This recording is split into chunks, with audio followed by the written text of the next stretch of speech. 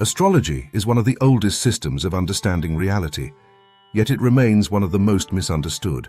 Dismissed by skeptics as superstition and ridiculed as mere entertainment, astrology has been reduced to a shadow of its former self, stripped of its depth, complexity, and profound insight. What was once a sacred art, studied by scholars and mystics alike, has been repackaged into daily horoscopes and pop psychology tropes. The modern mind, trained to worship materialism and empirical proof, sees no place for it. But what if astrology is not about belief? What if it is a language, a system of symbols and patterns that, when understood, offers a map of the unseen forces shaping our lives? What if, beneath the misconceptions, lies a profound system of cosmic intelligence waiting to be rediscovered?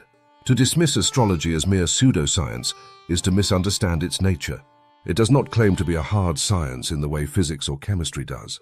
It is not about celestial bodies exerting gravitational forces on our personalities or dictating our destinies.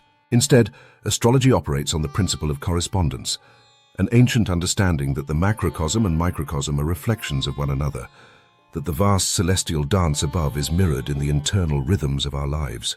This is not causation, but synchronicity, a meaningful alignment between cosmic cycles and human experience. To the materialist, reality is a machine of cause and effect.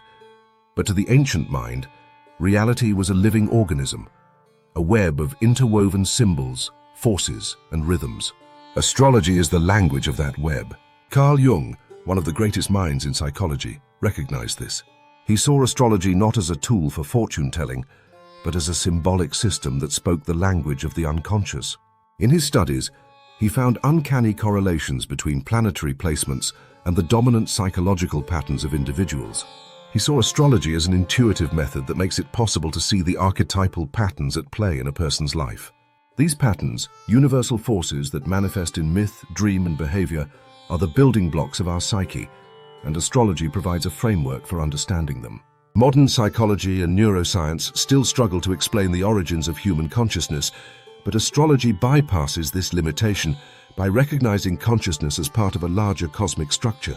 It is not about planets forcing events upon us. It is about cycles of meaning, reflecting the same archetypal energies that shape human stories, behaviors, and historical events. Skeptics argue that astrology lacks empirical proof, but what they fail to see is that astrology does not function like a laboratory science. It functions like a clock. The planets do not cause events, just as the hands of a clock do not create time. Instead, they indicate the quality of time, revealing the underlying energies at play in a given moment. Farmers plant their crops in accordance with lunar cycles. Traders study economic trends that often align with planetary transits, and civilizations have risen and fallen in striking alignment with astrological epochs. The materialist mind, obsessed with cause and effect, refuses to consider the possibility that reality might be structured around patterns and cycles rather than linear progression. Everything in nature moves in cycles. The seasons, the tides, the growth of a tree, the rise and fall of civilizations. Nothing is static.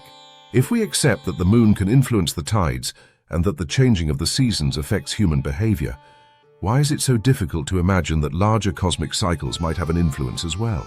The planets are not puppeteers, pulling invisible strings, but markers of time, reflecting deeper movements within the collective and individual psyche. Astrology at its core is a system of timing.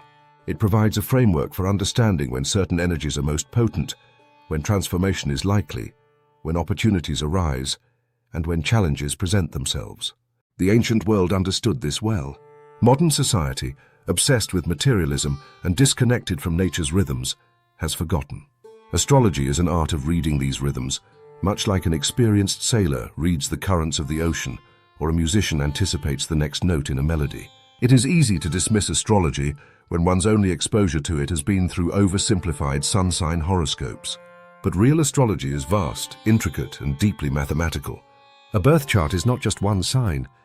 It is an entire cosmic blueprint, a snapshot of the heavens at the moment of one's birth, mapping out the interplay of planets, angles, and houses that form a unique energetic signature. The sun sign is merely one aspect of this chart, equivalent to knowing your blood type but nothing about your genetic code.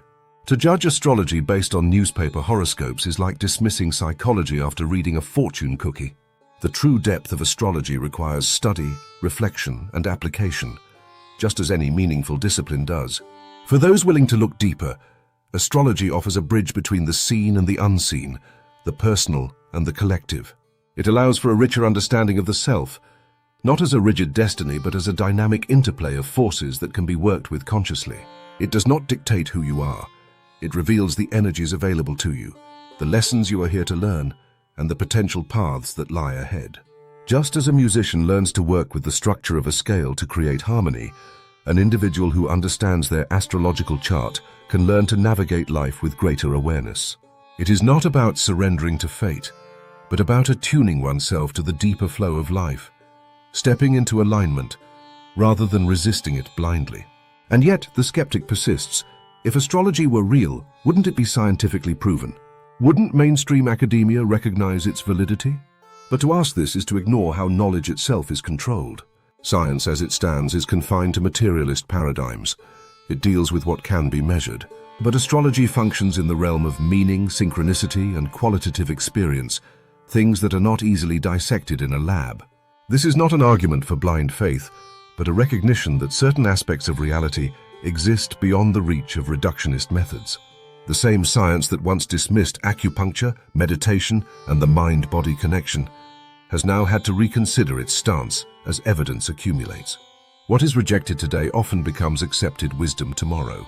The wise do not wait for authority to validate what can already be known through direct experience. So here is the challenge. Test it. Do not take my word for it.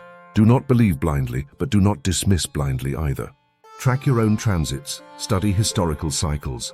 Have your full birth chart read by a skilled astrologer without giving them personal details, and see if the patterns resonate. True skepticism is not about denial, it is about inquiry. And if, after genuine exploration, you find nothing of value in astrology, then set it aside. But if you dismiss it without ever looking deeper, you are not a skeptic. You are merely upholding the walls of your own belief system. Astrology is not about fate. It is not about superstition. It is about understanding the subtle rhythms that shape our experiences. It is about recognizing that we are part of something vast, intelligent, and interconnected. To engage with astrology is not to give away your power. It is to reclaim it. It is to see beyond the illusion of randomness and recognize the patterns that have always been there, waiting to be understood. And that is why, despite ridicule, despite centuries of suppression, astrology has endured. Because truth, no matter how often buried, always has a way of returning to those with the eyes to see. Thanks for watching. If you found value in this video, please remember to like, share, and subscribe, and we'll see you next time.